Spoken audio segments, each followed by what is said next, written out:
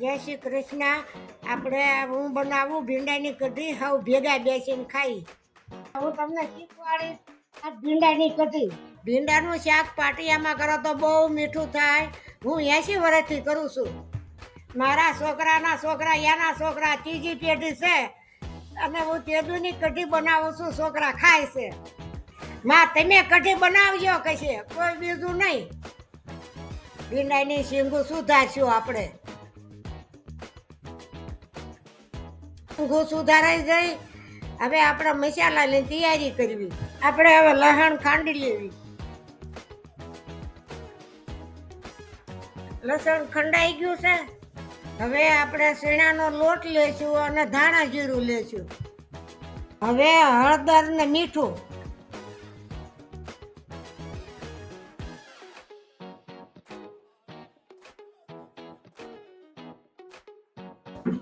લોટ સોળાય લસપસતો એટલું તેલ નાખવાનું અને લસણ ખાંડેલું નાખવાનું.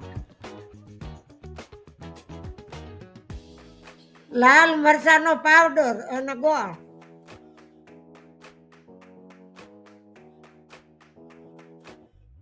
બધું ભેગું કરી અને સોળીને પછી શીંગું ભરવાની.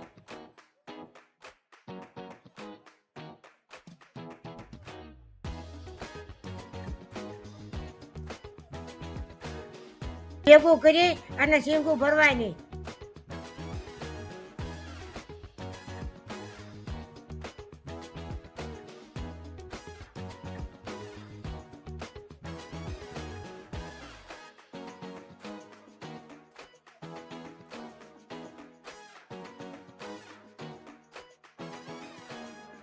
માટીનો પાટિયો સૂલે મેલશું અને એમાં તેલ રેડવાનું.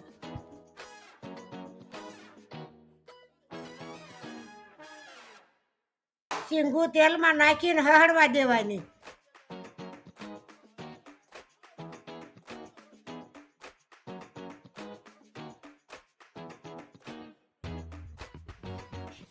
શીંગું નાખતા મસાલો બધો ભેગો નાખીને શેકી નાખવાનો.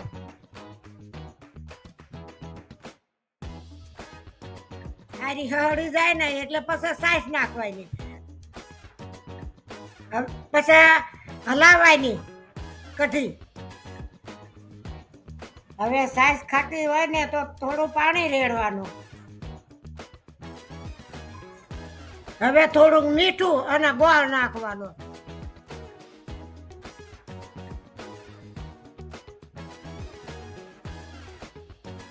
હવે મીઠો લીમડો નાખો.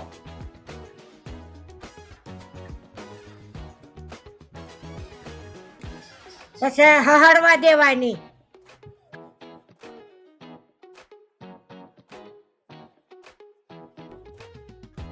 હવે ધાણા નાખવાના લીલા.